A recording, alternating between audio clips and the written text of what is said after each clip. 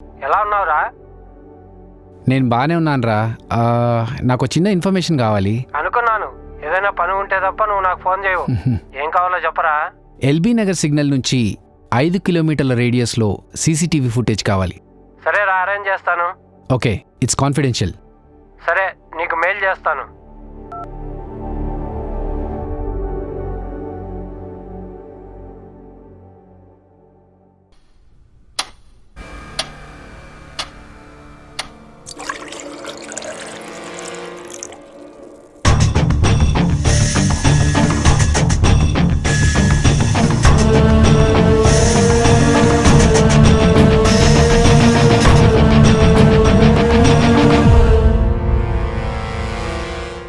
Sir, మీరు అడిగిన call records అన్నీ మెయిల్కి వచ్చాయి. దివ్య ఏం చేస్తుంది? దివ్య కాల్ చేస్తుంది సార్, ఎంక్వైరీ కోసం. ఓకే. సంధ్య వాళ్ళ బాగున్నాడు కదా, అతని పేరేంటి? Sir, Rahul sir. రాహుల్. ఈ రాహుల్ గురించి నీ ఒపీనియన్ ఏంటి రాజా? చూడ్డానికి మంచి వాళ్ళనే ఉన్నాడు సార్. సంధ్య రాహుల్ని పెళ్లి చేసుకుని చెప్పినా కూడా ఒక మాట కూడా అనలేదు. సంధ్య చనిపోయిందని తెలిసి చాలా బాధపడ్డాడు సార్. అంతేకాకుండా సంధ్య చనిపోయిన రోజు నుంచి అన్నీ తనే చూసుకుంటున్నాడు సార్. రాజా, ఈ కేసులో నీకెవరి మీదైనా అనుమానం ఉందా? అనుమానించడానికి ఏం లేదు సార్, కానీ అందరినీ ఎంక్వైరీ చేశాం. అందరూ ఒకే సమాధానం చెప్తున్నారు, సంధ్యకి ఎవరు శత్రువులు లేరు అని. మరి సంధ్య ఆత్మహత్య గురించి నీ ఒపీనియన్ ఏంటి? అది కూడా అడిగాం సార్, దానికి కూడా అందరూ ఒకే సమాధానం చెప్తున్నారు, సంధ్యకు ఆత్మహత్య చేసుకోవాల్సిన అవసరం లేదు అని. సంధ్యకు ఆత్మహత్య చేసుకోవాల్సిన అవసరం లేదు, సంధ్యను చంపాల్సిన అవసరం ఎవరికీ లేదు. మరి అలాంటప్పుడు సంధ్య ఎలా చనిపోయింది? అదే సార్, ఏమీ అర్థం కావట్లేదు. అందుకే ఈ కేసు ఇంత కాంప్లికేటెడ్ అయింది. మనం ఈ కేసులో ఎక్కడో ఏదో మిస్ అవుతున్నామయ్యా. We're missing something. రామాయణంలో రాముడు లాంటి వాడికి రావణుడు అనే శత్రువు ఉన్నాడు. మహాభారతంలో అర్జునుడికి కర్ణుడు అనే శత్రువు ఉన్నాడు. అలాంటిది సంధ్య ఆఫ్టర్ ఆల్ ఒక మనిషి, శత్రువు లేకుండా ఎలా ఉంటారు? మన కంటికి కనిపించిన శత్రువు ఎవరో ఖచ్చితంగా ఉన్నారు. వాడే సంధ్యను మర్డర్ చేసింది, ఖచ్చితంగా వాడే. Will find him. వెళ్ళు. Okay sir. Hello. Okay, sure.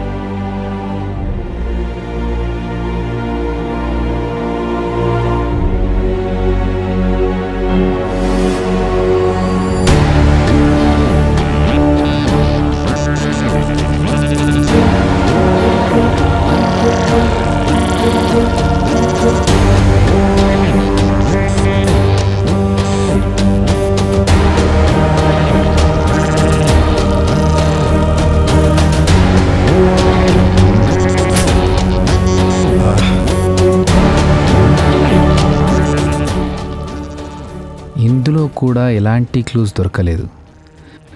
హంతకుడు అందరిలాంటి వాడు కాదు. ఎలాంటి హంతకుడైనా దొరికిపోయేది ఒకటి ఫోన్, 2 సీసీటీవీ ఫుటేజ్. హంతకుడు ఈ రెండింటిని చాలా బాగా మేనేజ్ చేశాడు.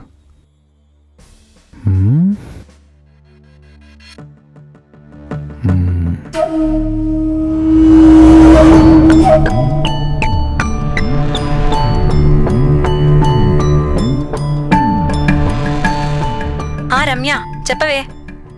ఏంటి, నువ్వు ఇంకా బయలుదేరలేదా? 10 మినిట్స్లో బయలుదేరుతాను. ఈరోజు ప్రాజెక్ట్ కంప్లీట్ చేయాలి. రాత్రంతా కార్తిక్తో మాట్లాడుతూ కూర్చున్నావా? లేదే, కార్తిక్తో మాట్లాడి 1 వీక్ అవుతోంది. సరే సరే, త్వరగా రా, లేకపోతే బాస్ చంపేస్తాడు. సరే, వస్తాను. ఈలోగా బాస్ని నువ్వు ఎలాగైనా మేనేజ్ చేయి. కార్తిక్, చెప్పు. 1 వీక్ నుంచి ట్రై చేస్తున్నాను. ఏదైనా ప్రాబ్లం ఉంటే మాట్లాడి సాల్వ్ చేసుకోవాలి, అంతేగాని ఇలా చేయడం. నేను తర్వాత మాట్లాడతాను. నీకోసం మీ ఆఫీస్కి ఎన్నిసార్లు వచ్చానో తెలుసా? ఒక్కసారి కూడా కలవలేదు. ఈవినింగ్ పబ్కి వెళ్దాం.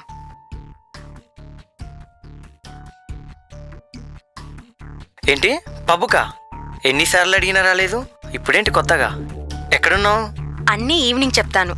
ఈవినింగ్ పబ్లో కలుద్దాం. Okay, bye.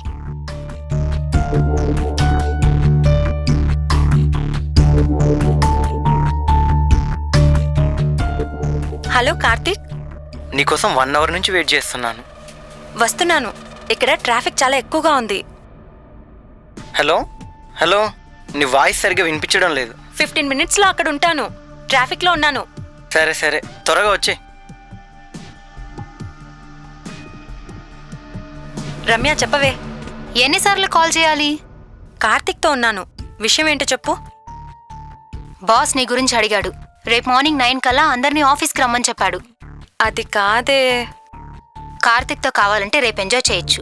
ఇప్పుడు ఇంటికెళ్ళు. సరే వస్తాను. హలో అమ్మా చెప్పు. ఆఫీస్ నుండి వచ్చేసావా? వచ్చానమ్మా. భోజనం చేసావా? చేశాను. రేపు మార్నింగ్ 7 కల్లా ఇంటికి వచ్చేస్తాము. మీ నాన్నగారు లాక్ తీసుకురావడం మర్చిపోయారు. ఫోన్ మాత్రం సైలెంట్లో పెట్టుకోకు. రాగానే కాల్ చేస్తాం, సరేనా? సరేనమ్మా. బాగా టైర్డ్ అయ్యాను. పడుకుంటాను. బాయ్.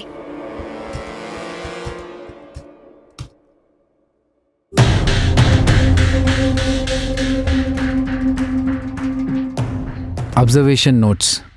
సంధ్య 9:45 వాళ్ళ అమ్మతో మాట్లాడింది. 9:50 ఫేస్బుక్లో ఫోటో అప్లోడ్ చేసింది. 10 నుంచి 10:30 మధ్యలో ఈ అరగంటలో ఏం జరిగిందనేది మనం ఫైండ్ అవుట్ చేయాలి.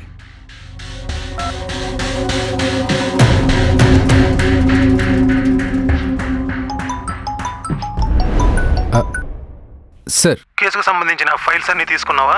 ఎస్ సార్, అన్ని డీటెయిల్స్ కలెక్ట్ చేసుకున్నాను sir. I try to solve it as soon as possible sir. నువ్వు సాల్వ్ చేస్తావని కదా ఈ కేసు నీకు అప్పగించింది. సరే అయితే ఉంటాను. Thank you sir. Take care. Okay sir.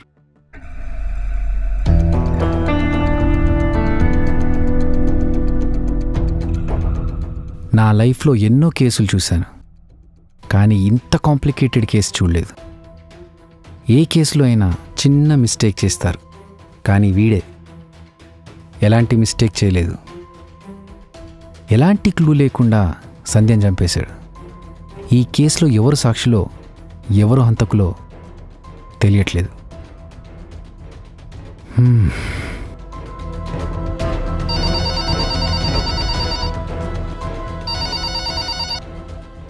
Sir, enquiry కోసం అందరూ వచ్చారు. ఎవరిని పంపించమంటారు? వాచ్మెన్ వచ్చాడా? వచ్చాడు సార్. ముందు అతన్ని పంపు. Okay sir. ఏం పేరు? నా పేరు బాబాయ్ సారు. వాచ్మెన్గా పనిచేస్తున్నాను. నాకేం తెలియదు సారు, తెలీదు. ఓకే ఓకే, కంగారు పడకు. నేను కొన్ని క్వశ్చన్స్ అడుగుతాను, కరెక్ట్గా సమాధానం చెప్పు. ఎన్ని సంవత్సరాల నుంచి వాచ్మెన్గా పనిచేస్తున్నావు? 7 సంవత్సరాల నుంచి పనిచేస్తున్నాను సారు. ఓకే. ఎక్కడుంటావు నువ్వు? మా అపార్ట్మెంట్కి దగ్గరలోనే ఉంటాను. డ్యూటీ టైమింగ్స్ ఏంటి? ఎన్నింటికి వస్తావు, ఎన్నింటికి వెళ్ళిపోతావు? రాత్రి 9 గంటల నుంచి పొద్దున 9 గంటల వరకు. సంధ్య చనిపోయిన రోజు ఆవిడ ఎన్నింటికి వచ్చింది? రాత్రి 9:30 ఆ టైంలో వచ్చారు. తర్వాత సంధ్యను కలవడానికి అపార్ట్మెంట్కి ఎవరైనా వచ్చారా? ఆ రోజు ఎవరూ రాలేదు సారు. బాగా గుర్తు తెచ్చుకొని చెప్పు. ఉహు.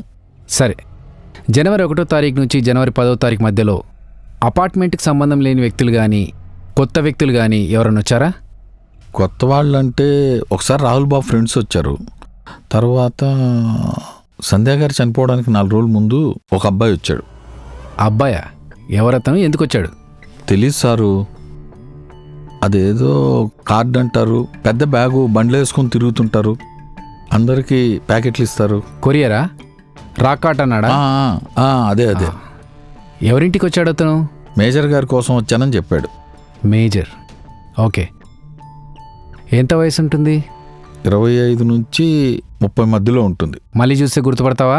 లేదు సారు, తను టోపీ పెట్టుకున్నాడు, కళ్ళకు అద్దాలు, మాస్క్ పెట్టుకున్నాడు. దివ్య, ఒకసారి మేజర్ గారికి ఫోన్ చేసి ఆ రోజు కొరియర్ ఎక్కడి నుంచి వచ్చిందో ఏంటో కనుక్కో. Okay sir. హలో, తాగే అలవాటు ఏమైనా ఉందా డ్యూటీలో? లేదు సారు. జనవరి 10వ తారీఖు రాత్రి మీరేమైనా ఫుడ్ ఆర్డర్ ఇచ్చారా? Okay, thank you sir. వాళ్ళు ఆ రోజు ఎలాంటి ఆర్డర్ పెట్టలేదంట. సరే, ఇప్పుడు అపార్ట్మెంట్లోకి ఎవరైనా కొత్తలు వచ్చినప్పుడు రిజిస్టర్ మెయింటైన్ చేస్తారు కదా, నంబర్స్ అవన్నీ రాపిచ్చి. రిజిస్టర్ ఎక్కడ? అవును సారు, కానీ సంధ్యా గారు చనిపోయిన రోజు నుంచి ఆ రిజిస్టర్ కనపడడం లేదు. రిజిస్టర్ కనబడట్లేదా? మీరేం చేస్తున్నారు మరి అప్పటి నుంచి? ఏం వాచ్మ్యానా నువ్వు? నో డౌట్, ఖచ్చితంగా వాడే హంతకుడు. పార్సల్ తీసుకొని వచ్చాడు కదా